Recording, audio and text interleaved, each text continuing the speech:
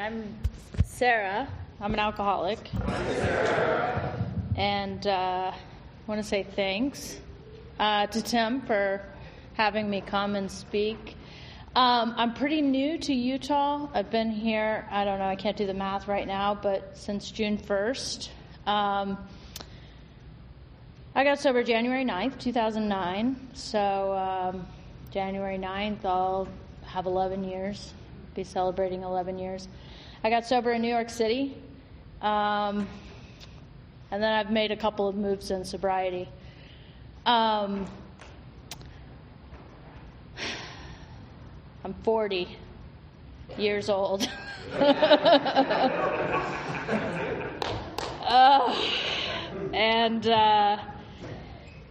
God, I got sober when I was 29. Somebody told me that's a perfect age to get sober. And I think that's true. I remember when I turned 30, people were like, I was at a party with people who were not sober. And anyway, they were all like, oh, 30, how do you feel? And I was like, I feel great. I feel like I can finally act my age. Because all of my 20s, I have no idea what I'm going to say tonight, by the way. I'm going to try to stick to the format of like what it was like, what happened, and what it's like now. But I'm on a little digression. Anyway, because all of my 20s, I really wanted to stop drinking.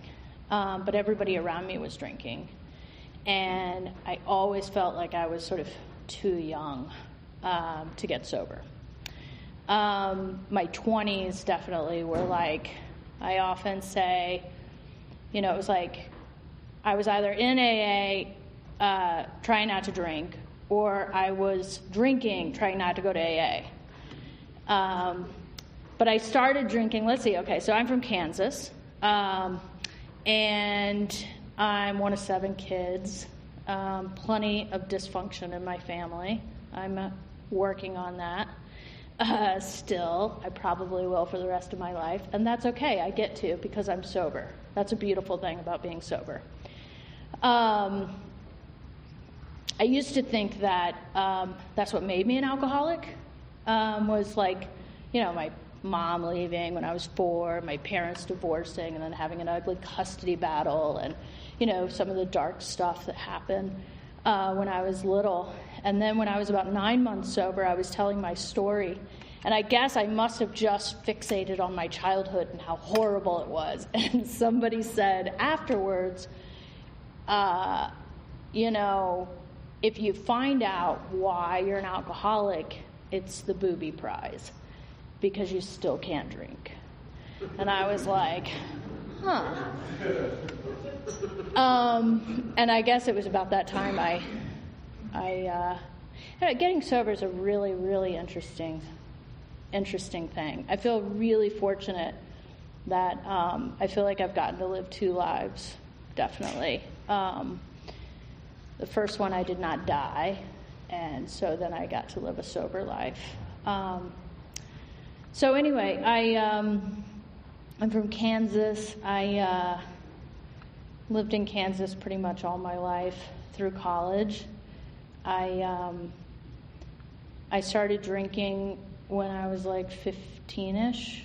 I remember before that, I remember sitting in my garage watching my stepfather across the street with my neighbor guy, and they were drinking like a case of Keystone Light, which they did all the time. But I remember sitting there watching them thinking, there must be something about that drink. Because this is like, I'm in like 4th or 5th grade, and I'm thinking, like, my favorite drink is like, I guess soda, Coke or something. And I would never sit around and drink like 14 of them in a row. And I couldn't quite wrap my head around it. But there was a lot of drinking around me. I knew there was something special about alcohol. I was excited to be able to do it, finally, when I got invited to go to a party. And pretty much Started drinking. I did not have the kind of story where, like, the first time I drank to oblivion, and, I didn't do that. I drank, I got tipsy, started looking forward to it. Pretty much right away, I just sort of had this mentality of, like, I would do anything. I would do anything you put in front of me. My senior year of high school, I was voted, like, class clown and most adventurous. And I think that's code for alcoholic. I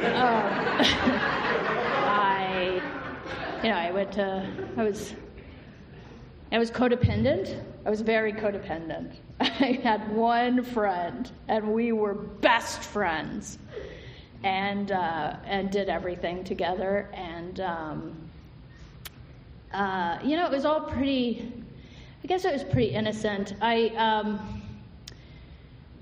Some other things about me. I was angry. I was an angry teen. I hated my mom, and I remember my mom was very depressive, and I remember thinking, that doesn't help you with, like, getting friends. And friends was sort of the antidote to, like, everything about life that I didn't like.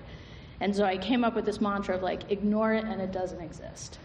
And it, in that situation, was like any feeling of sadness or grief or loss or anything, anger, anything. I just, like, suppressed it. Before I was 21, I had been to jail twice for just, like, weekends. And I had gotten 4 tickets for drinking underage. I had lost one job, at least. I had wrecked lots of cars. I had been a meth addict and quit that. And it's important for me to say drugs are a big part of my story. I put anything in my mouth that you gave me, or up my nose or whatever. And one at a time, those things, like, I did them quick, and I did them, like, to the point that, like, I really could not keep doing it, and then I would quit. And I think it's important to recognize that I did that, because I do think that it gave me sort of this illusion of control in my life. Like, oh, I can quit that. Like, and people thought that was amazing. And I did always sort of think, like, whatever I was doing, I could sort of quit. And the thing about unmanageability, it took me a really long time to understand that my life was unmanageable, because my life was friends, which all revolved around drinking and drugs, and was school. And I loved school. And I was good at it. And as long as I did well in school and I had friends, I thought my life was very manageable. I could not relate to people on the unmanageability thing. I was in a class, psychology class, where the professor's, like, specialty or whatever is hopelessness. That was his expertise, and he had written this book, and we had to read it for class. And he had in his theory, like, there were, like, 7 categories of life, and hopeful people had, like, goals in all these different categories. Anyway, I remember reading the categories, and they were like, God, there were so many of them. There was, like, spirituality and health and family and friends and career and education. And I was like, oh, wow. Like, I thought life was about 2 things. It was, like, education and friends. And that was basically it. And I was doing pretty good in those, didn't know anything about the other categories. So there were, like, anyway. So I had the illusion of power. I had the illusion of manageability in my life. I guess, thinking about in a general way what it was like. Another thing, when I came into AA, I really didn't like the word alcoholic. I had the idea that an alcoholic was, homeless person under the bridge, just completely non-functional, no friends. And that was not my story. And what was I going to say about this? Oh, well, so in the big book, right, I read about that it is basically that when you drink, you have a phenomenon of craving that makes you want to drink more, right? And I remember being in a bar and having this feeling of like something's missing. And then I realized what that feeling was. It was I needed a drink, but I had a drink in my hand. And I was like, whoa, that's weird. That's the phenomenon of craving that they're talking about. And I had that since I was like 17, 18 years old. All right, so yeah, like a bunch of crazy stuff happened when I was pretty young. I had to go to outpatient treatment, court-ordered ones, and I learned about AA. And then I got out. I remember when I was doing that program that I didn't drink for 12 whole days. And I thought, I'm not an alcoholic. And so we partied to like celebrate. And, I guess when college was like, I was okay as long as I was going to class. Every summer, I just go off the rails completely. Like I remember at the end of the summer, everybody was like, oh God, we have to go back to school. And I was like, thank God we have to go back to school, because I thought the only thing left for me to do in the summer was die. And so again, I sort of just managed with school and with friends and lived this life. And I graduated. I moved to New York City. I wrecked a car. I got some money, and I was like, I guess I'll move to New York City. And I remember being so happy about moving to New York City because I didn't have to drive anymore. And like little things like this, where it was like, my life was so revolved around alcohol. Like, so I go to New York City. I guess this is in my 20s now, and like I said, I describe my 20s as sort of either being in AA, trying not to drink, or being outside of AA, drinking, trying not to go to AA. And this is where my life started to get smaller and smaller. And one at a time, like drugs quit working, and in the end, it was just like alcohol was always there. I remember, okay, so what happened that got me into AA? What it was I just hit a spiritual bottom completely. And I didn't know spirituality was anything that I ever wanted in my life. But what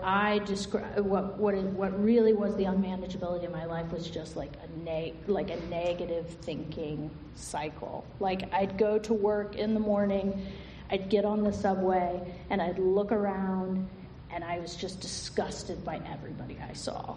Like people putting things in their mouth, or people wearing makeup, or whatever it was. Like I just had like a rock of negativity in my head and in my heart. And let's see, I ended up in a relationship. I sort of described myself as a little bit of a kept woman my last year drinking. And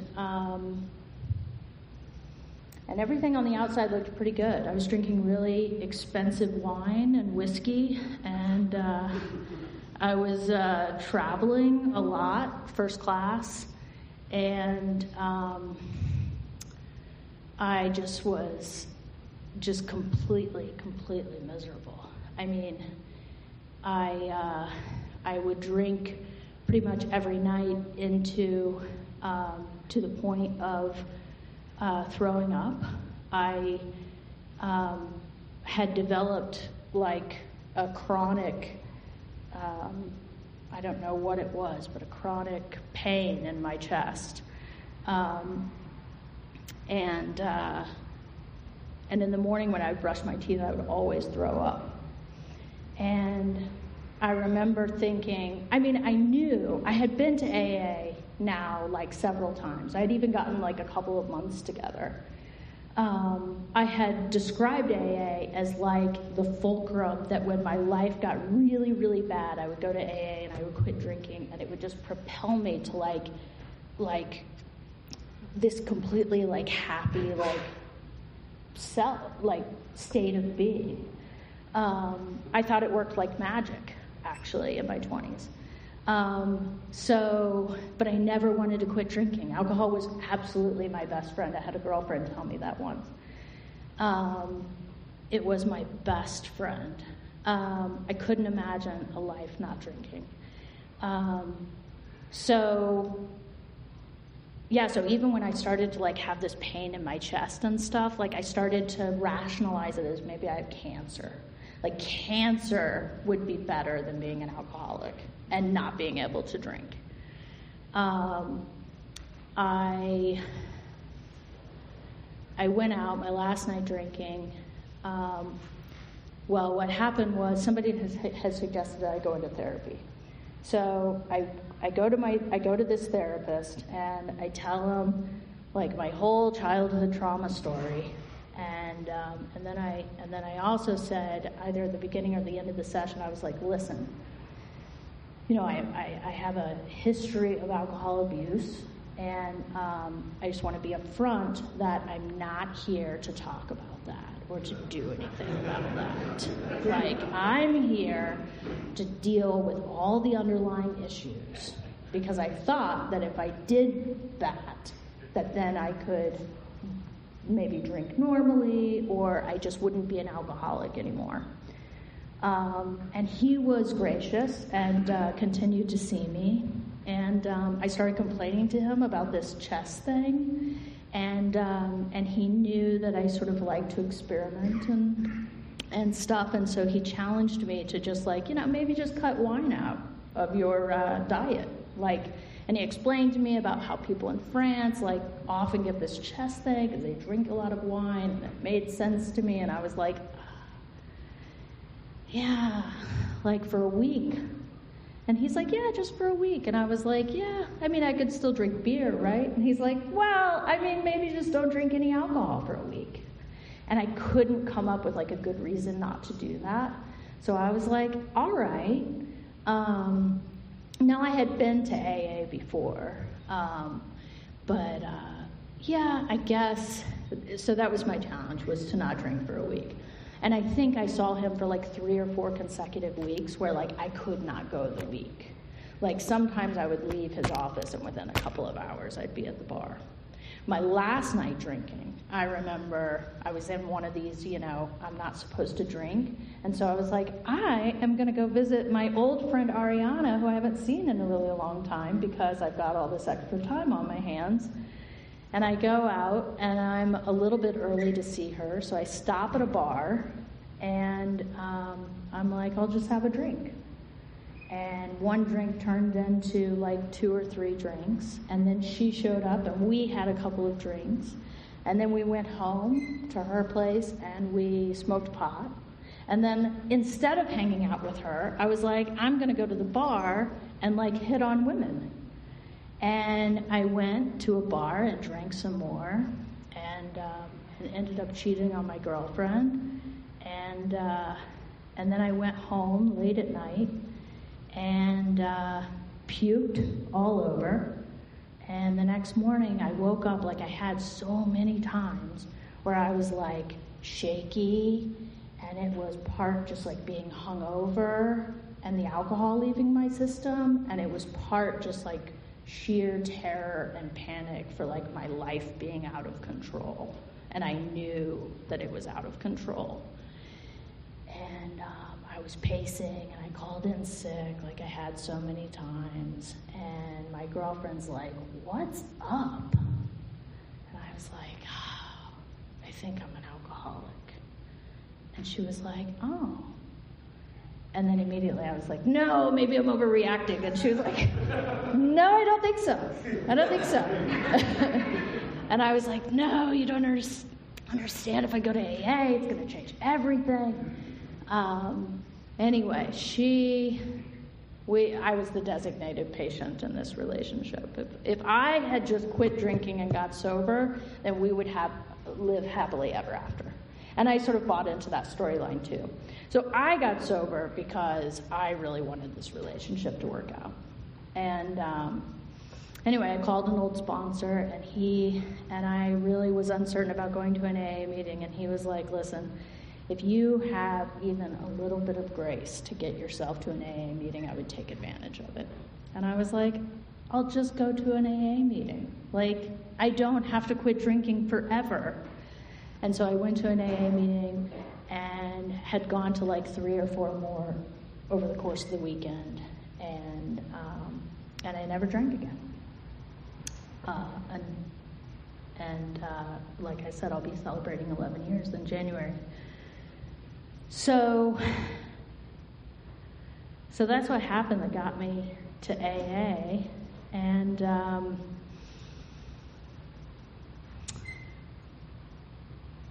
I knew the drill. I knew to get a sponsor. I knew there were 12 steps. I knew it was a spiritual program. I knew I couldn't drink at all or do other drugs.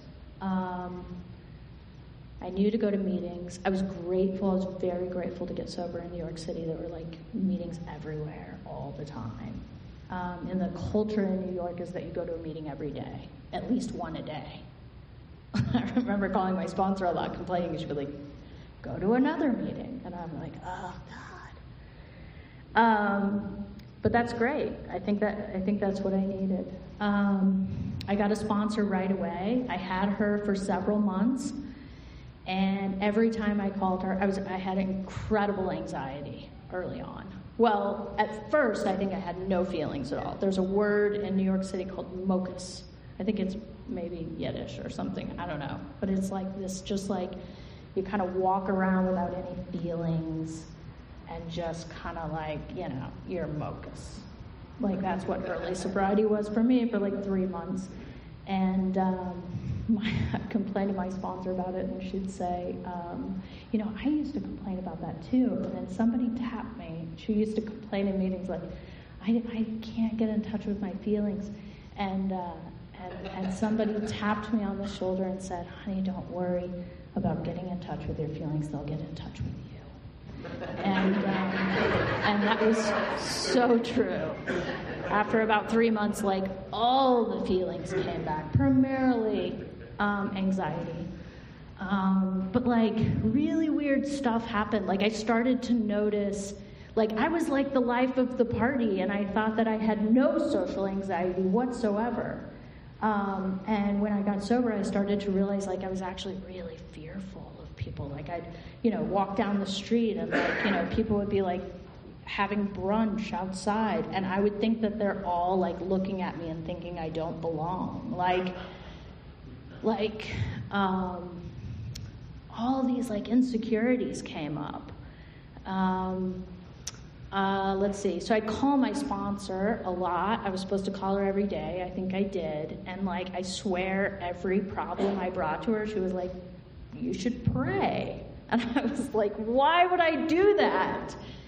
I was adamant that I was not going to become religious. And I didn't understand why I would pray if I didn't believe in a God. And so I refused to do it for a long time.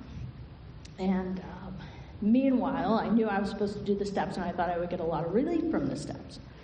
The sponsor that kept telling me to pray, I decided to stop working with her.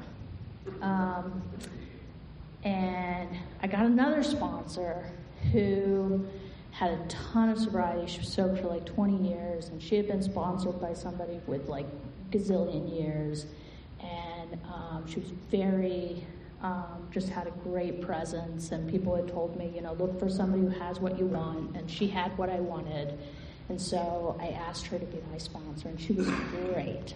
I called her every day, and she said very interesting things to me. And I wanted to work the steps. And she was like, the steps are not something that you do. The steps are something that you live. You should go to a step meeting every week, and we'll do a step a year.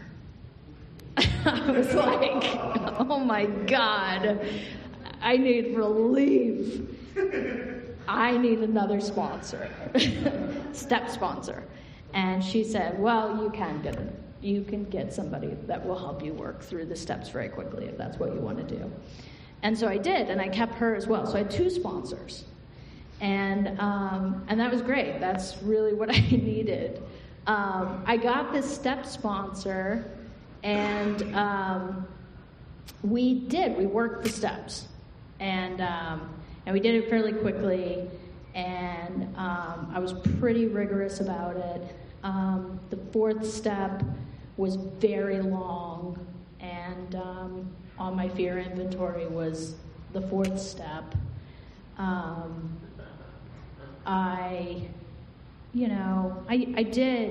When I did the 5th step with her, I felt like an incredible lightning, like taking weight off, lightning kind of thing, not like. And I worked the steps with her, and I guess I got a little bit of relief. I definitely got a lot out of that. But I think it's a very interesting idea, this idea of like living the steps. Because really, like for instance, step 1, 2, and 3, I did on paper. And I got something out of that for sure. But I was like 9 months sober. I was teaching preschool, and I was adjunct lecturing at this Hunter College in New York. And I had always wanted to be a professor. And so this was like so great that I was able to do this. But I had incredible anxiety about it because I had done it the semester before, and I had gotten horrible evaluations from my students. So every Wednesday when I went to go teach, I would basically have a panic attack. And so I was doing the whole rigmarole where Friday through Wednesday, just like mounting anxiety. And this was week after week after week. I went to get on the subway. And before I got on the subway this particular Wednesday, and I called so many people about the anxiety, and everybody told me to pray about it, and I wouldn't do that. Anyway, I was about to get on the subway. I remember I saw this girl on a bike, and my next thought was, you should go to the bar and have shots before you teach. And luckily I'd been in AA enough, and I knew the steps, that I knew that was insane. That was total insanity. And I had been to enough step meetings, and I had sort of been around the program to know that that's step 1, right? I'm powerless and unmanageable. And so then immediately my next thought was, well, what's step 2? Which was, came to believe. And I was like, well, I'm not going to come to believe right now, for sure. But I know lots of people who do believe. They told me I could borrow their higher power. I was so desperate in that moment. And I was like, okay, I'm not going to believe, but I will suspend my disbelief. And so I did that, and I thought that's pretty good for step 2. What's step 3? Turn my will and my life over. Well, I'm not going to do that either. But what I will do is I will temporarily do it, and if I get great results, I will do it going forward. And I am having this conversation with my friend Jean's higher power on the subway. Hey, make this good and I swear, turn my will and my life over to you. It has to be amazing. It has to be something, because I know myself, and I know that after the fact I will rationalize that, like, oh, it was, what I ate, or, oh, I drank more water, or I breathed more, or, oh, that one particular student wasn't in class that day, or something. I would rationalize to say that, like it was me that made it good. So I was like, it has to be amazing. And the most amazing, profound thing did happen, is I went in, and after like basically 9 months of having panic attacks in this class, I had the most amazing experience, spiritual experience, where I was up and having a relationship with my students and like enjoying it and feeling connected with them, and like it was something that could not have possibly come from me, no matter what. And so that was my step 1, 2, and 3 that I did. And from that day forward, I have tried to turn my will and my life over. What that looks like for me is that I go to AA meetings, I sit in the front, and then I just sort of relax. Like, I don't get myself sober. I'm part of a program where millions and millions of people, maybe not millions, I don't know, lots of people have gotten sober. This program has worked for them. And so I'm really clear these days that I don't do it. I don't do it. I don't get myself sober. I come and I'm part of a fellowship and of a program that allows me to stay sober on a daily basis. When people ask me to speak, I say yes. I go to meetings. I always keep a sponsor. I've worked the steps a few times. I've gone to other fellowship programs. I've continued in therapy. I do get outside help. What AA has given me is, a life beyond my wildest dreams, but like never knew what that was going to look like. I thought, I didn't know. The reason that it's a life beyond my wildest dreams was like, I kind of thought that in the beginning people would, that was like fame and fortune, right? Not that I ever wanted fame, but fortune sounds great. And like a family and like love and like all that kind of stuff. A great job, which actually I did get, but that's what I thought a life beyond my wildest dreams was. But of course, because I could think of those things, that's not at all what it meant. Like, what it actually is, for me anyway, is like a relationship with myself. Like, when I stand up here, like, I feel present. Like, I feel like I know who Sara is, and that I, like, take up space in this body and in this room. And that was not the case before I came to AA. And in early sobriety, it wasn't either. I felt like a hollow person. I mean, like, I remember a year sober. I remember the slab of concrete I was standing on when I realized for the first time, holy shit, I think I'm a piece of shit. Like, I believe it in the core of my being. And that's how I've been operating in this world. And I've been putting all this stuff in just to make myself okay. And it never, ever worked. And then I got sober, and, they say, like, if you take the alcohol away from the alcoholic, you're left with ick, right? And that is what I was left with for the first year. But then slowly, by showing up in AA and following suggestions and building relationships with people, like, I've come out of loneliness, and, I've learned to live with it. Integrity, which some days I do better than others, and I've built self-esteem, and I like who I am, and I can trust who I am. Like, I make choices for myself, and then I can follow through. Like, I don't, like, when I go home from work and I say I'm going to go home and not drink, like, I can go home and not drink. Like, I don't end up in Brooklyn at the bar, with 6 drinks later and then sleeping with women I don't know. Like, all of that helps me, like, live with myself. And that's a beautiful, beautiful thing. And I just think, like, now, looking back, I think, wow, what a fucking miracle. Sorry. What a miracle that I got sober. Because I was trading my best friend, alcohol, and everything I knew that kept me okay for, like, really nothing. Like, I had, like, I literally was trading everything in my world for nothing. That's the trade I thought that I was making in the beginning. I had no idea what was in store for me here. And I'm so grateful, and I'm so, like, I don't think, like, oh, I got this, like, I'm safe, I'm never gonna drink again. I have a healthy, like, fear of alcohol. I'm pretty vigilant. But I don't walk around, like, I don't, I have so many tools on my tool belt that, like, I never feel in great danger.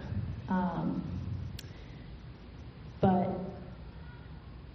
I lost my train of thought. I'm not sure what I was going to say.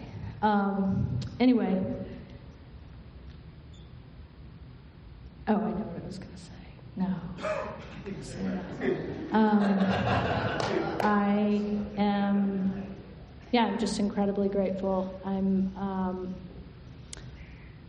Like I said, I think I'll be on this path, or I hope I'll be on this path for the rest of my life.